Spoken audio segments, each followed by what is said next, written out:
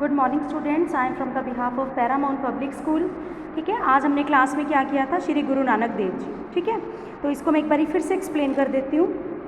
हमारे देश में अनेक महान पुरुष हुए हैं। महान पुरुष हुए हैं, सबको पता है। सिख धर्म के प्रथम गुरु श्री गुरु नानक देव जी उन्हीं में से एक हैं। ठीक है, तो गुरु नानक देव जी किसके प्रवर्तक थे? सिख धर्म के। ठीक है, उनके प्रथम गुरु थे। नानक देव जी का जन्म सन 1469 में तलवंडी नामक गांव में हुआ। ठीक है, कहाँ हुआ? तलवंडी नामक गांव, 1469 यानी 1469। इनके पिता का नाम मेहता कालू और माता का नाम तृप्ता देवी था।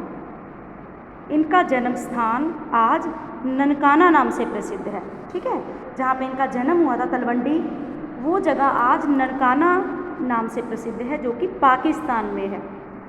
पाकिस्तान के कहाँ पे? शेखुपुर ज़िले में स्थित है।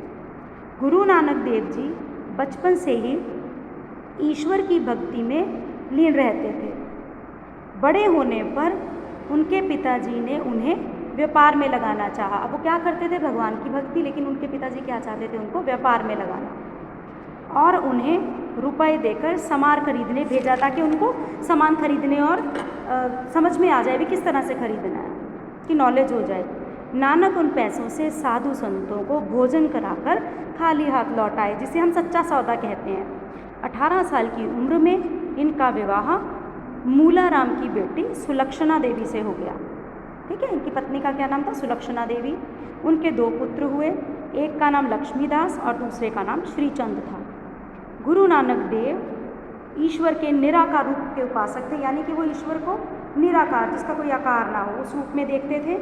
गुरु नानक देव जी ने संसार को भाईचारे का और प्रेम का संदेश दिया। ठीक है, कि आपस में मिलजुल के रहो, प्यार से रहो। उनका विश्वास था कि परम पिता एक है, भगवान एक है, और संसार के सब लोग उनकी संतान हैं। वे किस पर बल देते थे? परिश्रम पर, निस्वार्थ प्रेम पर और मातृभाव पर। परिश्रम, मेहनत, निस्वार्थ प्रेम, बिना स्वार्थ के प्रेम करने पर, और मातृभाव यानी कि एक दूसरे के साथ जैसे माता की तरह प्रेम करते हैं, इस तरह का प्रेम होना चाहिए। गुरु नानक देव जी आध्यात्मिक पुरुष थे। ठीक है, भगवान को मानने वाले थे। उन्हें अपनी मृत्यु का आभास पहले ही हो गया। 22 सितंबर 1549 ईस्वी को 22 सितंबर 1549 ईस्वी यानी 1549 1549 ईस्वी को पंचभूत हो गए, मतलब ज्योति ज्योत समा गए। गुरु नानक देव जी की रचनाएं गुरु ग्रंथ साहब में मिलती हैं। ठीक है, गुरु बाणी के रूप में सिख लोग जो हैं उनका पाठ करते हैं तथा इनके शब्दों को श्रद्धापूर्वक गाते हैं। ठीक है, तो ये हो गया गुरु नानक देव जी, जो मैंने आपको क्लास में कराया था। इसके अलावा अगला टॉपिक हमारा क्या था? हमने क्या किया था? कौन सा टॉपिक किया था? वाक्यांश किए थे, है ना।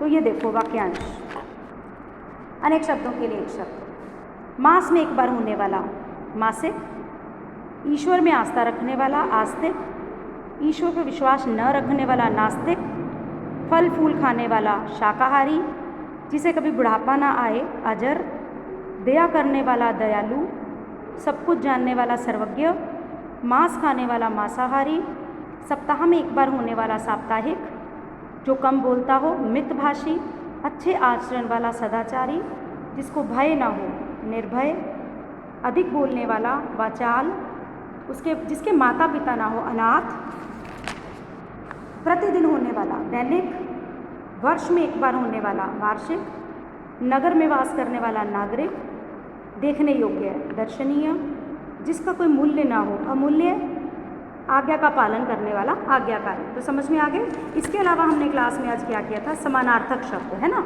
ये थे। देखो, असुर, जिसका मतलब क्या होता है? दानव। असुर का मतलब क्या होता है? दानव। यानी समानार्थी क्या होते हैं? समान अर्थ। असुर को हम किस दूसरे रूप में प्रयोग कर सकते हैं? अहंकार, घमंड, आनंद, हर्ष, आभूषण, गहना, इंद्र, देवराज, ईश, ईश्वर, उन्नति, विकास, उपवन, बगीचा, कपट, धोखा, कमल, सरोज, कोयल, पिक, गंगा, भगीरथी, गौ, गाय, चंद्र, चंद्रमा, चांदनी, चंद्रिका, जगत, संसार, तलवार, कृपाण, तालाब, जलाशय, मित्र, दोस्त, कपड़ा वस्त्र, शेर सिंह, सुगंध महक, स्त्री औरत, केश बाल, गणेश गजानन, पवन समीर, पुत्री बेटी। तो ये थे समानार्थी शब्द। तो मुझे उम्मीद है आपको समझ में आ गए होंगे। तो तीनों ही टॉपिक्स मैं PDF भेजूंगी, आपने अच्छी अच्छी राइटिंग में कर लेने हैं। Thank you so much.